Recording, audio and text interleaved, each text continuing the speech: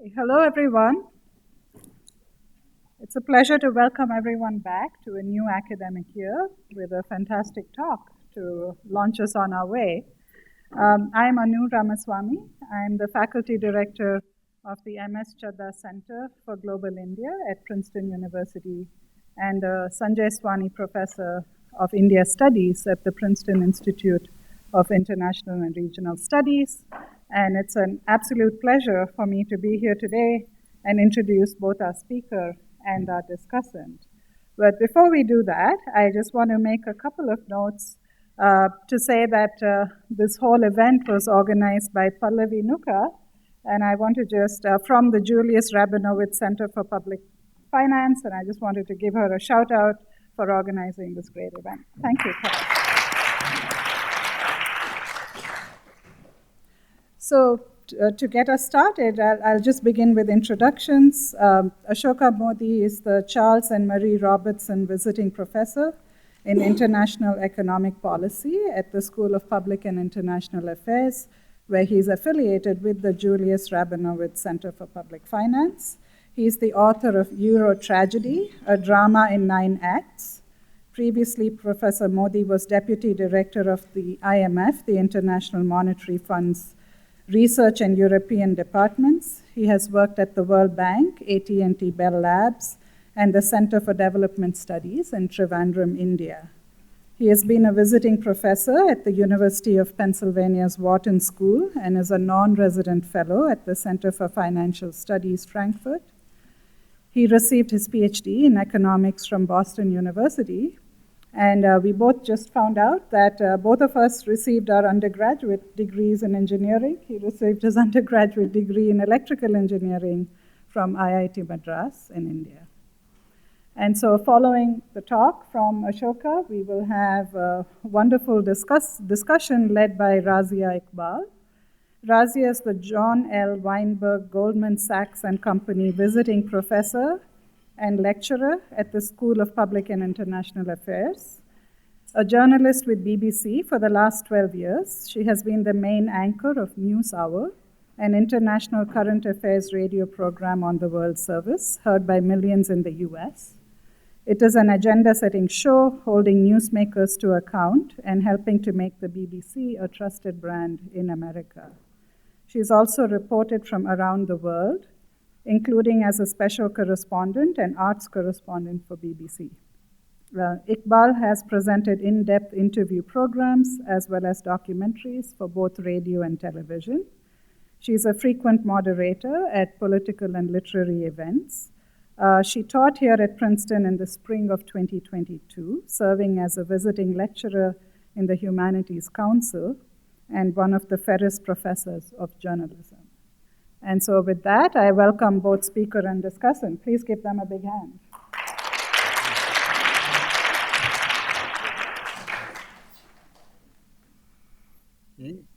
Okay, well, thank you very much.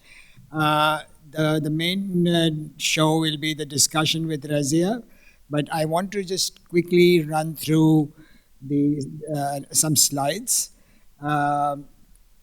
The book is a history. It's written in a chronological, in a strictly chronological manner. But what I'm going to do, and I'm sure the Razia will pick up the history part, I'm going to give you the core analytics of the book. What did I want to do? And the essential theme of the book is the elusive search for jobs. It's a search that began in 1947 and one that has become almost unmanageable today.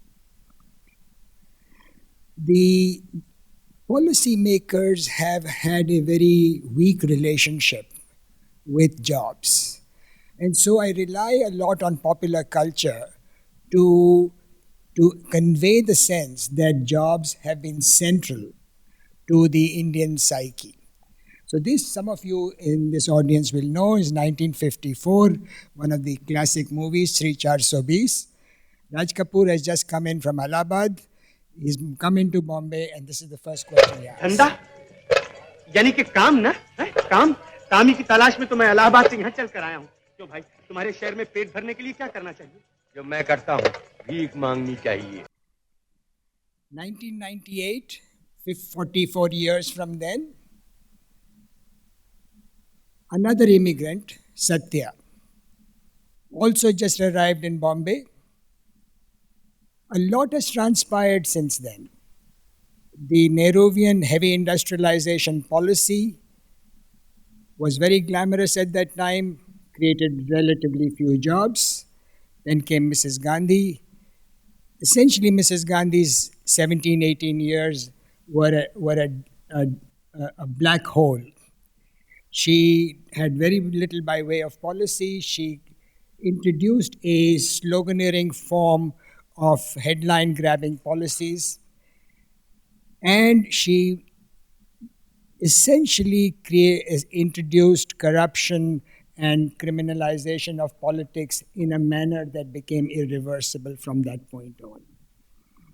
This is 7 years after the liberalization process began, and it's the same question that Raj Kapoor asked in 1954. कुछ काम मिलेगा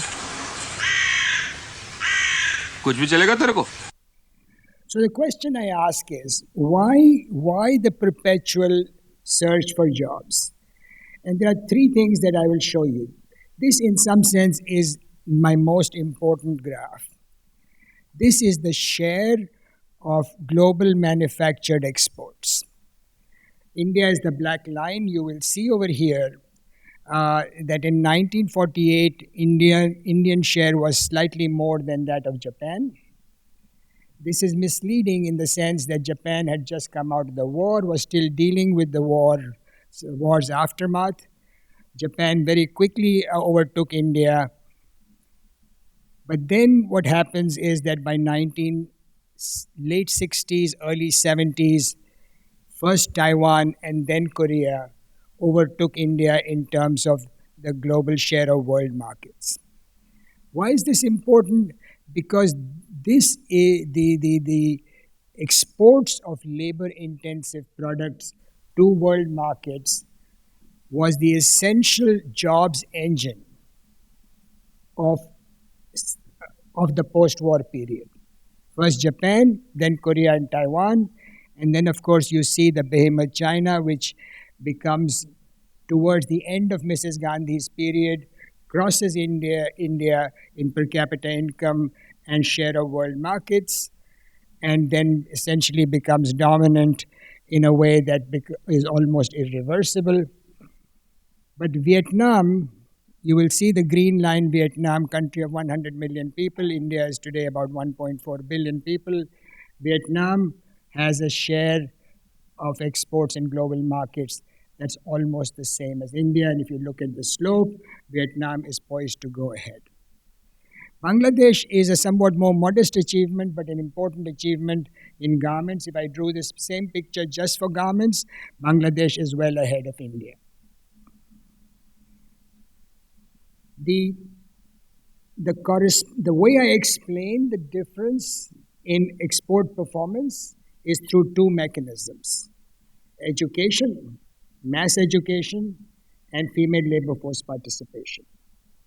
Mass education, again, you will see Taiwan, Korea, China, the sequence by which they achieved mass education is also the sequence by which they entered global markets and began to have an important presence over there.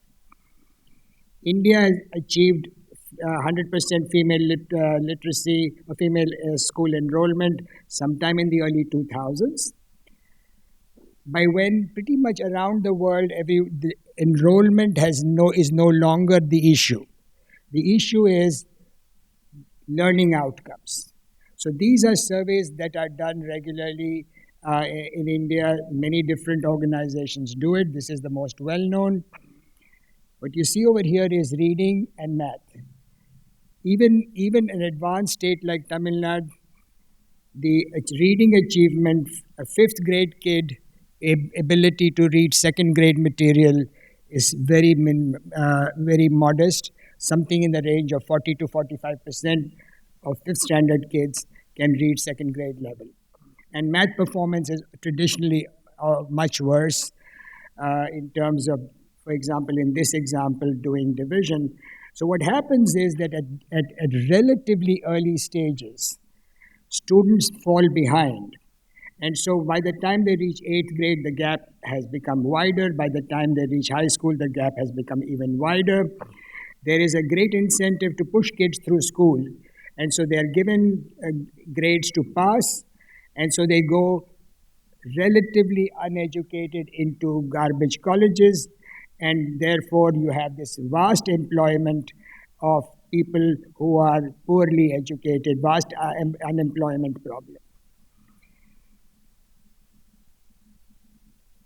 Just to give you a sense of where the world is headed, this is Vietnam. This is an international student assessment test conducted by the OECD. You will see science and math.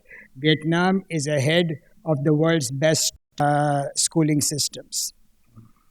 And not only is it ahead in science, particularly in science, but even in mathematics it does as well as France. But the share of low performers is also low. So the bar keeps rising. In the 60s and 70s, you needed a primary school education. By the 80s, you needed a secondary school education. And now you not only need a good education in the sense of going to school, but actually learning something in school. And this is the other key component. This is female labor force participation. Again, you will see the East Asian economies have relatively high female labor force participation. India was always low, and India has actually fallen. There is now some indication that the latest data show a slight uptick, but nevertheless, India remains low. I mentioned to you Bangladesh's achievement. This is very much Bangladesh's achievement. The female labor force participation has increased, not only because of the garment industry providing jobs, but also through the non-governmental organization community, a greater sense of female work agency in communities around the country. So one of the things that you will hear very often in the Indian context as well, India can leapfrog. India can leapfrog because it has got all these gee-whiz people who will bring technology, and we are also constructing this very world-class digital infrastructure. And the question is, can technology be a substitute for good teaching? So the guy you see in front of you, his name is Sal Khan. Sal Khan is the founder of something called Khan Academy, perhaps the world's preeminent online purveyor of education. This is a very recent video on Farid Zakaria's show. Here's what Sal Khan says. When Khan Academy is used best, it's used inside of a classroom with people next to each other. Students are able to work at their own pace on things that are relevant to them. The teacher is able to walk around and have more personal one-on-one interaction, actually more human-to-human interaction than they would get in a traditional lecture-based classroom. So this is the key phrase, more human-to-human interaction. Digital technology does not teach. It's the human beings who teach. The crucial lesson through the book is the central importance of human capital in all aspects of long-term development process. Now, there are two areas in which India has done well. The first on the left is often referred in shorthand as software. It's actually somewhat broader, computer and information services. After the millennial bug scare around 2000, India took advantage of that and acquired a significant presence in global markets. Almost 25% of the world's software and business processing markets. So these are the people who you hear when you call helplines. But then the Indian share has started coming down, in part because there are competitors from the Philippines and Mexico and even US prison populations on the BPO side. And on the software side, again, you see China rising. The rise of China should not be a surprise because China is sometimes thought to be handicapped because of weak knowledge of English. That's no longer relevant for the new generation of Chinese. More importantly, China has invested vastly in education, not just at the primary and secondary levels, but Chinese universities are amongst the best in computer science in the world. Tianjin University is ranked higher than Stanford and MIT in computer science. So if I was to extend this chart, I would predict that in the next 10 years, China will exceed India. On the right-hand side are pharmaceuticals.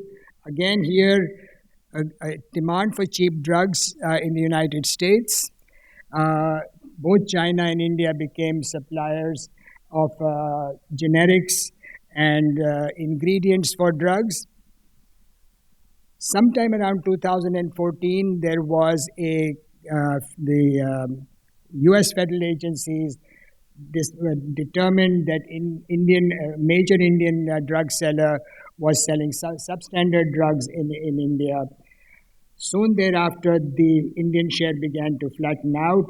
This chart, if I extend, and I know that because I have the data for this chart, China is now ahead of India.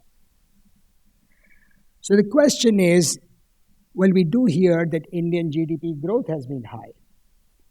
So if you're describing all these challenges of lack of jobs, lack of presence in global markets, what has been the growth driver for India?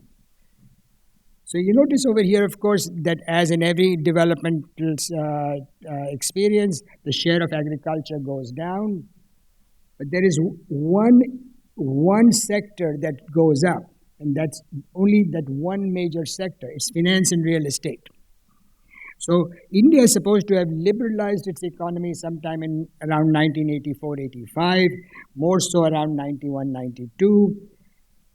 And the premise of the liberalization was to reduce controls on the manufacturing sector. When you see the red line, which is manufacturing, the share of manufacturing remains stable, in fact, slightly lower than at the start. The one sector that really rises is finance and real estate. The rise of finance and real estate is remarkable because that is where the true liberalization occurred, or what I would call a form of lawless capitalism, which allowed this sector to grow. This is where all the scams are. This is where the norms decay accelerated into business, into corporate governance. The other sector that grows is construction. Little Freudian slip there. is construction. And you will see construction now more. This is the same chart for employment.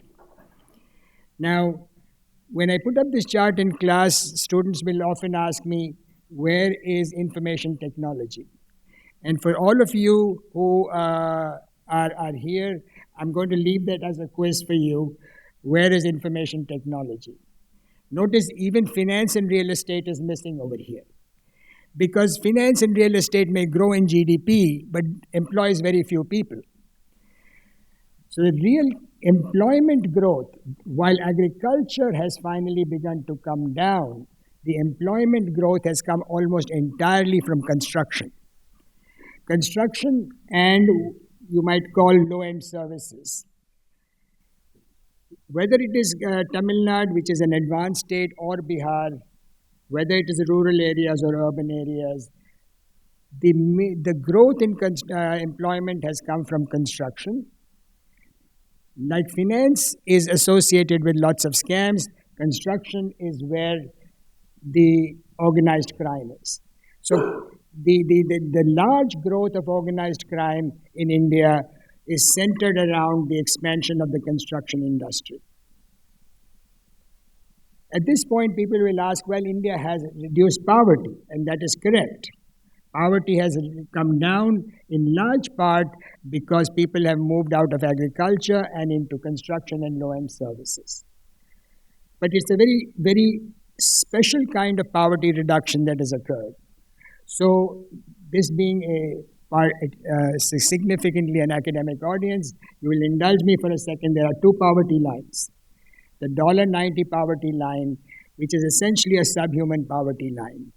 If you don't consume even worth $1.90 a day, you're basically getting some rice, dal, a few vegetables, a cup of tea. You don't even have money left over for housing, education, health.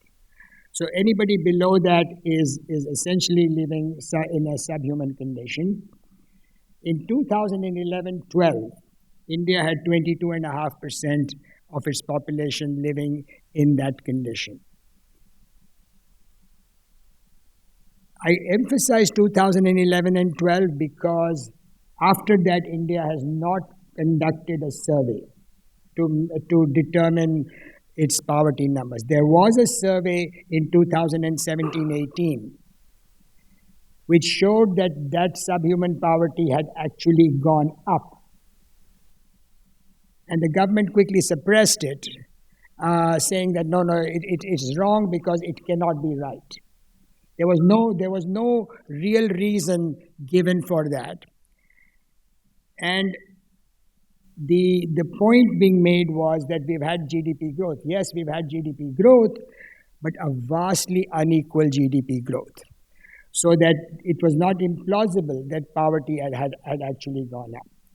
What is more important over here, what we know somewhat with less speculation, is even in 2011-12, when we have the data, if you look at the $3 poverty line, which is a more appropriate poverty line for India, something of the order of 65% of the people were below the $3 poverty line.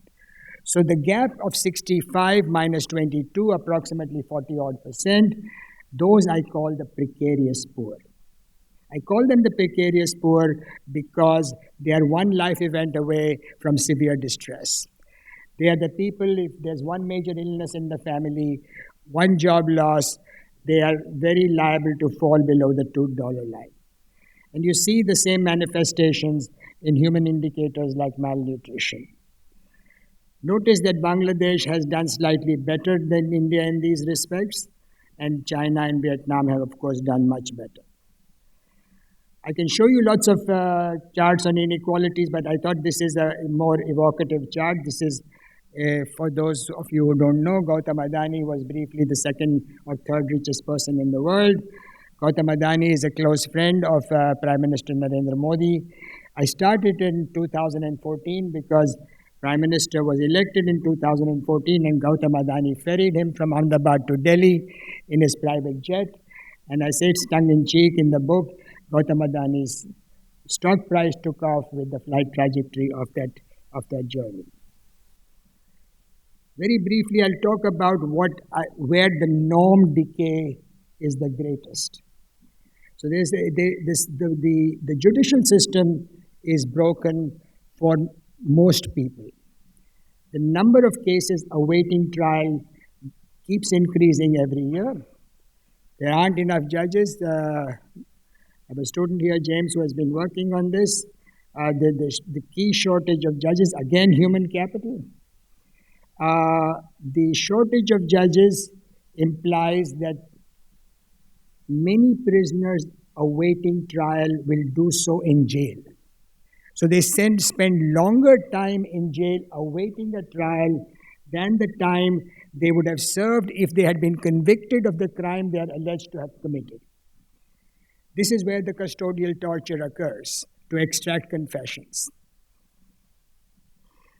This is the share of legislatures in two states, Tamil Nadu and Bihar, charged with serious crimes. Serious crimes are rape, murder, extortion, kidnapping, and so on.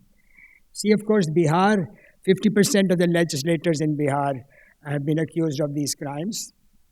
But even Tamil Nadu, that share is increasing. So as I say in the book, unfortunately over time, rather than Bihar becoming more like Tamil Nadu is becoming more like Bihar. This is the national level. This is the election expenses at the national level. The black bar is India. The gray bar is the closest American congressional and presidential election. 2009, the United States spent more than 2 times Indian expenses. In 2019, the election expenses in India were greater than in the United States. And those expenses are basically unaccounted for. So anybody who tells you that the current regime has managed to reduce corruption, you should ask them, where does this money come from? This is all virtually unaccounted money. On the right is the share of legislators accused of crime in the national parliament, the Lok Sabha. And even in the Lok Sabha, 29% of the parliamentarians in India have been accused of crimes, of the types of crimes I described. The one area which rarely is discussed in a book of economic history is the environment. This is the river Musi that runs through Hyderabad, considered the pharmaceutical capital of India. So this is coming from the factories down there? Factories. And that is upstream. And they dump it in the river? Yeah. And where do you take the samples? I took the samples there downstream. Yeah, it worked also on my eyes. The foam is then from the pollution. Yeah, pollution. So when you dump chemicals into the water, this is the foam you get. So the pharmaceutical industry is essentially dumping chemicals, discarded antibiotics, all of that in the river. The river Musi is essentially a dead river. These are 4 snapshots of rivers around the country, 4 different parts of the country. It is my assertion that virtually every river in India is dying today. So while there's a lot of talk about air pollution, what people seem to forget, because it's somewhat out of sight, is that there is massive water pollution, both at the level of rivers and also rapidly depleting groundwater. COVID, I'm going to show you 2 quick clips. COVID revealed that there are no dignified jobs either in agriculture or in the urban areas. So you remember the charts which showed that typically there is a transition from agriculture to urban areas. But the nature of urban jobs being so precarious, whenever there is urban stress, people move back into agriculture. So this clip is from 1943 Bengal famine, in a movie made in 1946. Here, because of a famine in the rural areas of Bengal, peasants had moved to Calcutta, and given the inhospitality, indeed brutality of Calcutta, they are now trekking back to their village.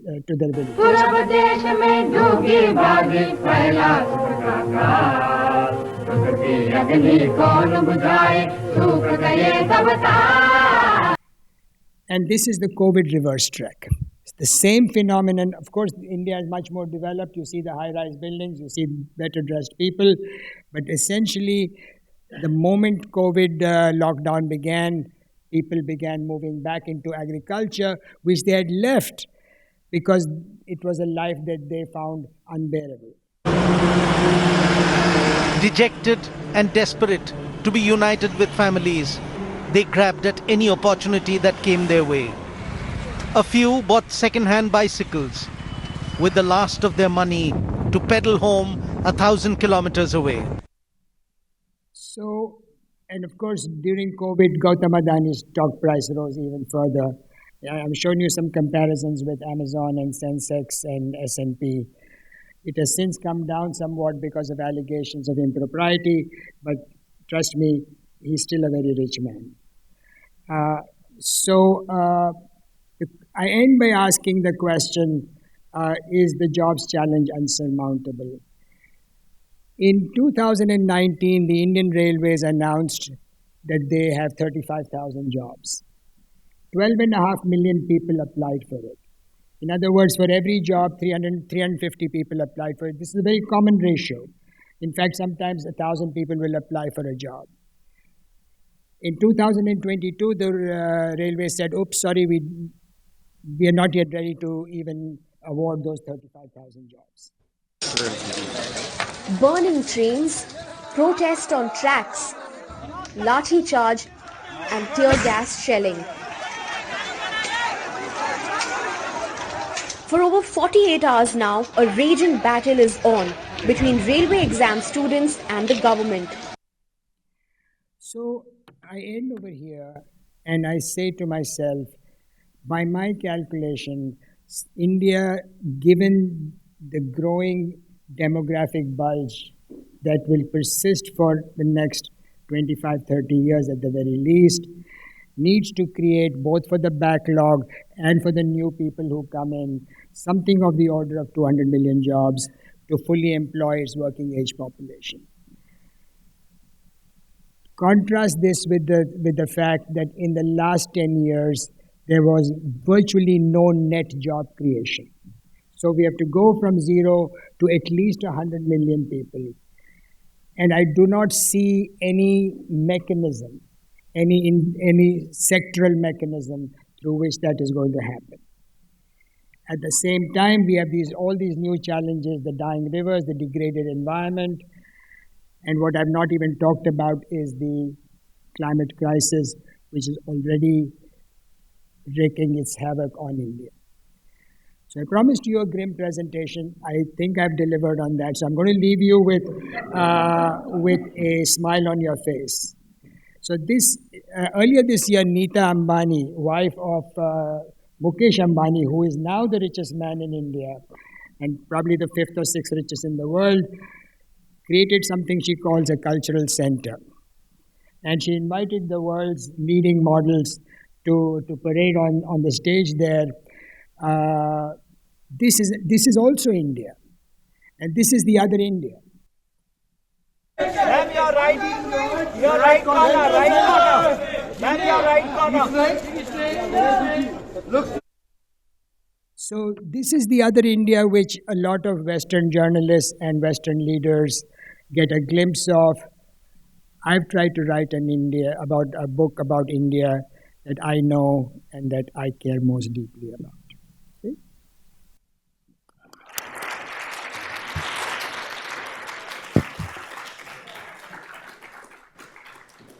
Thank you so much, Ashoka. Sit. So the first thing to say about this book is that it is important, and I think it also does something. Given that it's an economic history of India, it presents an engaging argument, and many will argue a kind of corrective to this other India that the rest of the world sees, the kind of perception of India rising, which has existed for several decades now, and of course forms a central part of the rhetoric of Prime Minister Narendra Modi, not least most recently when he hosted the G20 meeting. So let's start by getting you to explain why you chose to structure the book in the way that you did. You are even-handed, I would say, in your condemnation of every single Indian government and its complete incapacity to be able to do the thing that you outline as being the most important, which is to deal with unemployment, underemployment, and everything that relates to what might create an economy that works, as opposed to an economy that's presented to the rest of the world as being at its best in terms of growth. So why did you choose to take a historical view of this? I mean, your lens is not through a straw. It is enormous. Yeah, you're asking at least two different questions. Why this perspective and why the history? Okay? I could have written a book that had this perspective without writing a history, because I can look at the contemporary scene and say, this is the contemporary scene. I've written a history because I want to show that certain patterns of behavior get ingrained and create incentives which leads to what I call a bad equilibrium, where everyone gravitates to a certain way of doing things, where cheating becomes the norm. So the phrase I use in the book is that if I expect others to cheat, then it is optimal for me to cheat. I would be stupid to not cheat. Where the governments lose accountability, you are in a catch-22 position because unaccountable governments do not impose accountability on themselves. So it's to illustrate the falling into the bad equilibrium that I wrote the history. And it's interesting because for most people who have even a cursory knowledge of Indian history, the beginning of the India that we know now, of course, presented so much promise, and you don't allow Nehru to get away with anything. I mean, in fact, you place a lot of what has happened in India subsequently at the heart of the beginning of independent India. So Nehru is a very tragic character. Tragic in the sense that I think he meant well. I think he... I love that. That's what people will say now about Nehru. He meant well. Well, not only did he mean well, I think he was a civil person. He was not an ill-spirited person. At a personal level, he was probably also a very gracious human being. But he was an elitist. Elitist in the contemporary sense of the word. So he constructed the IITs. Anu went to the IIT, I went to IIT.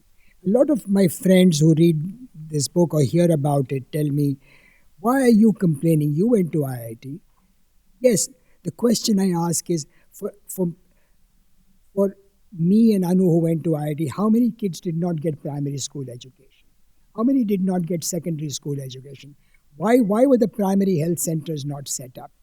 Why were the cities left in disrepair? That all starts with Nehru.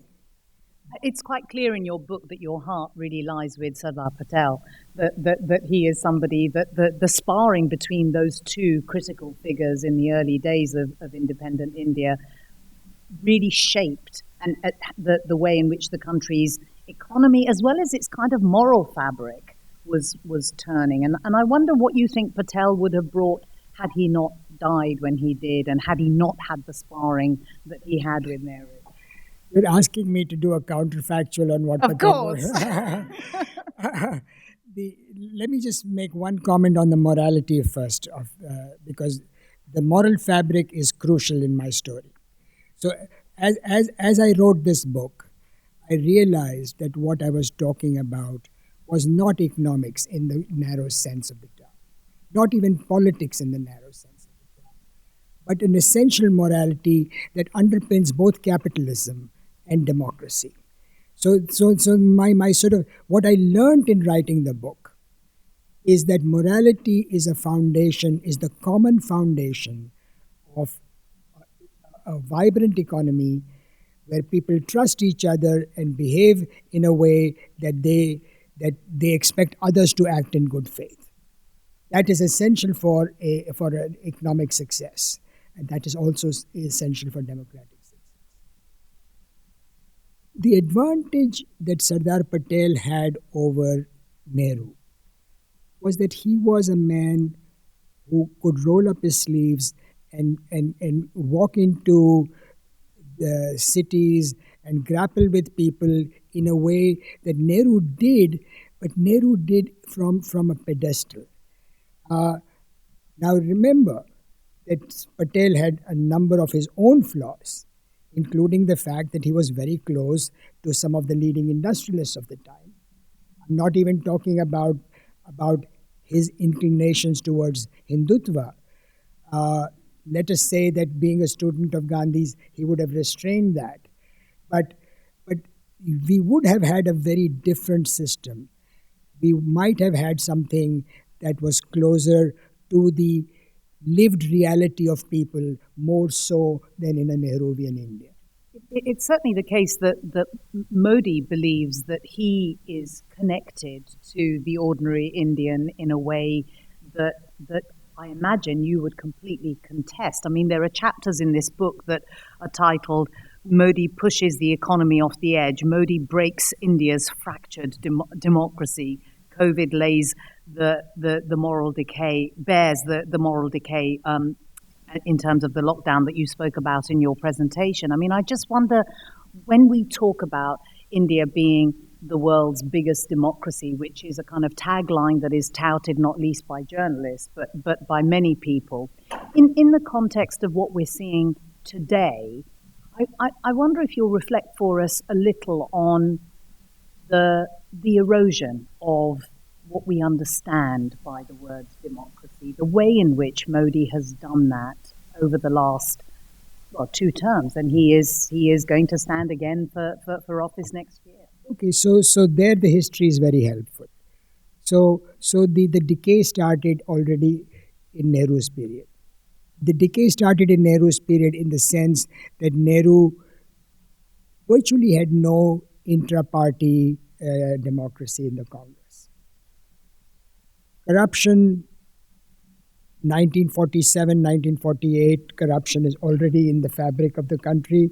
By 1964-65, there's a major report, the Santanam Committee report, which says corruption is now in the lower judiciary, and we've heard that it's also in the upper judiciary. Mrs. Gandhi comes in. Mrs. Gandhi is dealt a bad hand because the economy is weak and the moral fabric is fraying. And she has a choice. Should I try to reverse these tendencies? Or this is cool, let me make the most of it. And she essentially took a very calculated decision that she would keep her power. And she completely destroyed the moral fabric of the country.